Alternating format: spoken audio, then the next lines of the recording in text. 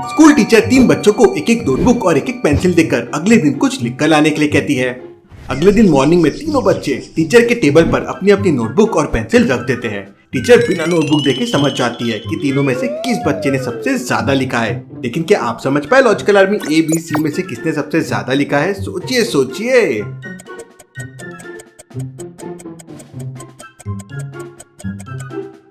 दूसरे बच्चे की पेंसिल को देखिए, वो सबसे ज्यादा यूज हुई है, मतलब उसने सबसे ज्यादा लिखा होगा।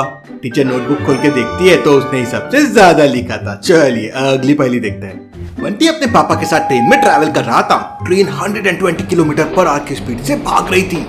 बंटी एक सिक्का उछालता है तो सिक्का वापस उसके हाथ में आ जाता है। लेकिन अगले दिन बंटी वापस सिक्का साइकिल चलाते हुए उछालता है, लेकिन सिक्का पीछे गिर जाता है। अरे ऐसा कैसे? साइकिल भी मोशन में थी, ट्रेन भी मोशन में थी, लेकिन ट्रेन में सिक्का हाथ में आ गया और साइकिल में पीछे गिर गया। ऐसा क्यों? सोचिए सोचिए लॉजिकल आर्मी।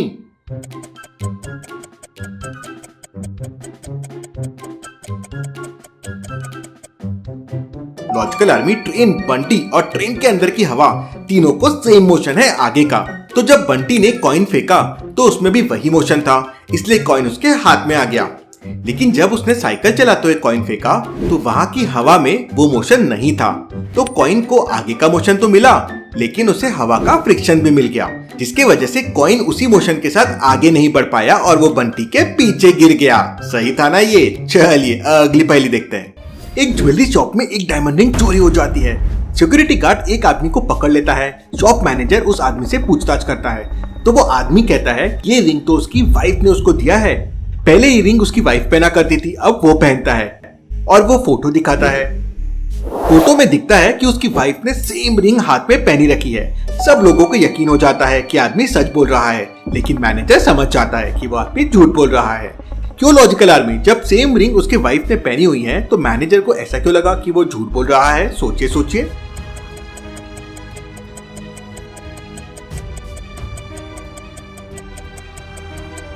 वो आदमी झूठ बोल रहा है क्योंकि उसकी वाइफ की फिंगर बहुत पतली है और वो आदमी की फिंगर बहुत मोटी है। तो वो रिंग उसके वाइफ के हाथ में भी परफेक्ट सेट हो रही थी और इसके हाथ में भी परफेक्ट सेट हो रही है। ऐसा कैसे पॉसिबल है? मतलब ये दूसरी रिंग है, यही चोर है। चलिए अगली पहेली देखते हैं। टिंकू और मिंकू अपनी मम्मी के साथ डॉक्टर के पास हेल्थ चेकअप के लिए जाते हैं। डॉक्टर दोनों की हाइट, वेट और फिर बॉडी टेम्परेचर चेक करता है और फिर अंदर वाले रूम में कुछ मेडिसिन लेने के लिए जाता है। जब वो बाहर आता है तो उसके टेबल पे रखे जूस का ग्लास खाली होता है।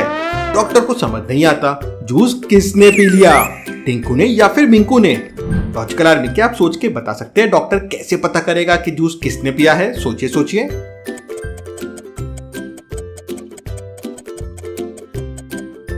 अभी अभी डॉक्टर ने टिंकू और मिंकू दोनों का वेट चेक किया था। डॉक्टर दोबारा से दोनों का वेट चेक करता है तो टिंकू का वेट 100 ग्राम ज्यादा होता है, मतलब टिंकू ने जूस पिया है। डॉक्टर भी बड़ा समझदार है, उसके लिए एक लाइक तो जरूर बनता है। चलिए अगली पहेली देखते हैं। गोलू और पिंटू एक रेस्टोरेंट में जूस पीने जाते हैं, लेकिन उनके पास केवल एक जूस के पैसे थे। तो दोनों जूस शेयर करने का प्लान करते हैं।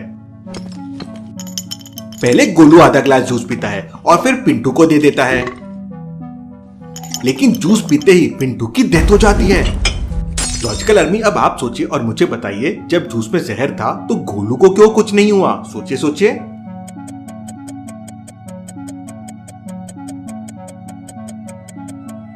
जहर जूस में नहीं बल्कि आइस क्यूब में था।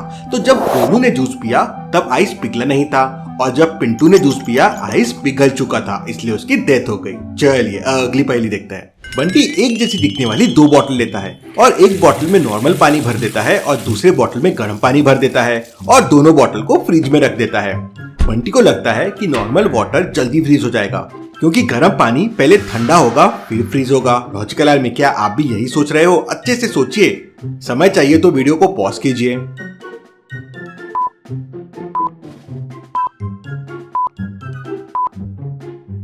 गर्म पानी पहले फ्रीज होगा क्योंकि गर्म पानी की डेंसिटी कम होती है, इसे पेम्बा इफेक्ट कहते हैं। चलिए अगली पहेली देखते हैं। बंटी ने ग्लास में पानी भरा और फिर उसके ऊपर एक गड्ढा रख दिया और फिर उसने ग्लास को पलटा लिया।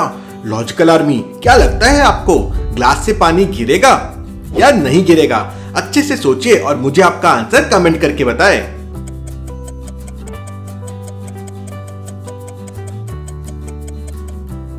ग्लास से पानी बिल्कुल भी नहीं गिरेगा।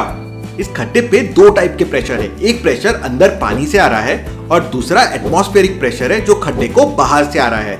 अब यहाँ पे एटमॉस्फेरिक प्रेशर अंदर के प्रेशर से ज्यादा है, इसलिए पानी नीचे नहीं गिरेगा। ये एक्सपेरिमेंट आप अपने घर पे भी करके देख सकते हैं, पेपर के साथ भी, और पानी नीचे नहीं गिरेगा। चलिए अगली पहेली देखते हैं। पुलिस स्टेशन में 4 कांस्टेबल्स थे। एक दिन इंस्पेक्टर गणपत एक टोकरी में 4 मैंगो लेकर आता है। उसे अब चारों कांस्टेबल को एक एक मैंगो देना है, लेकिन चैलेंज ये है कि चारों को मैंगो देने के बाद भी टोकरी में एक मैंगो बचा होना चाहिए। ऐसा कैसे पॉसिबल है लॉजिकल आर्मी? सोचिए सोचिए और मुझे आपका आंसर कमेंट करके बताएं।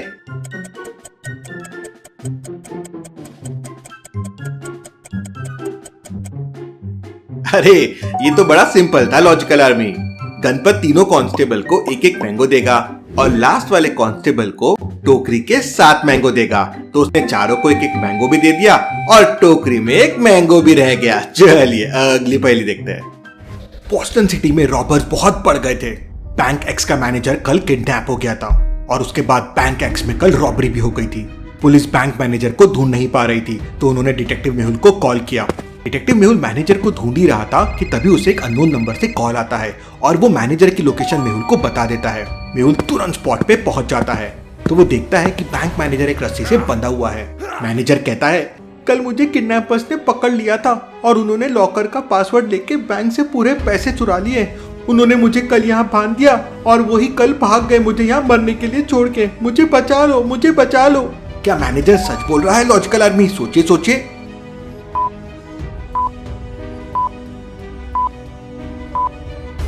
पिक्चर को ध्यान से देखिए। टेबल पे एक बनाना रखा हुआ है और वो बनाना छिला हुआ है और खराब भी नहीं हुआ है। अगर मैनेजर कल से बंधा हुआ है तो फिर बनाना कौन खा रहा था?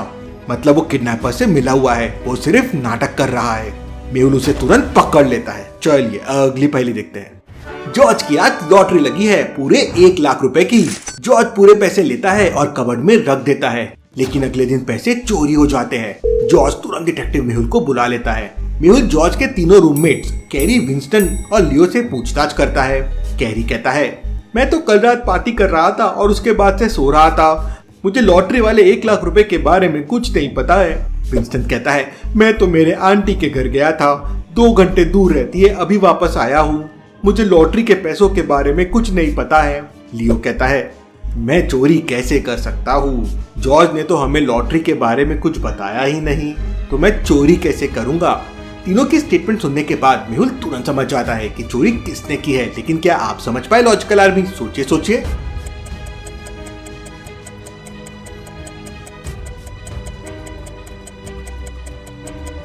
लियो ने कहा कि जॉर्ज ने उन्हें लॉटरी के बारे में कुछ बताया ही नहीं था, तो फिर कैरी को लॉटरी और 1 लाख रुपए के बारे में कैसे पता था?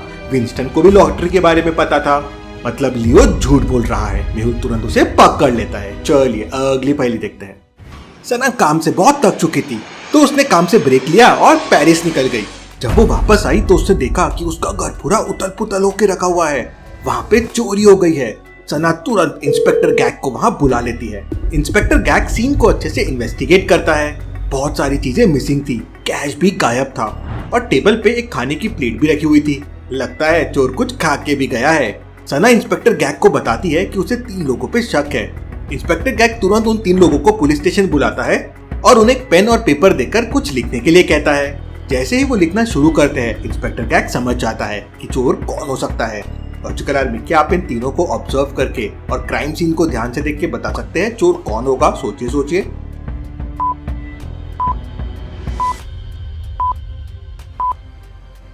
गर्ल ए ने चोरी की है।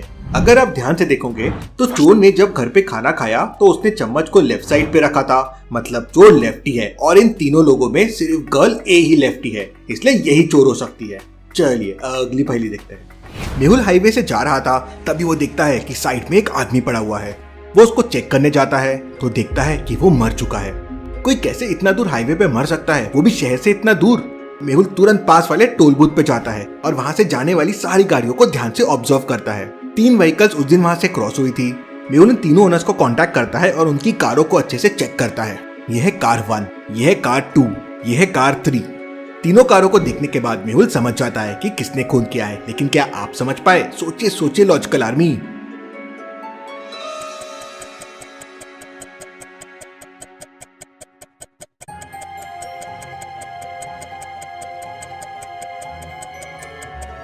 दूसरी वाली व्हीकल को ध्यान से देखिए, उसके अंदर एक रेड ग्लव्स पड़ा हुआ है और इसी रेड ग्लव का दूसरा पैर वो डेड बॉडी के पास पड़ा हुआ था।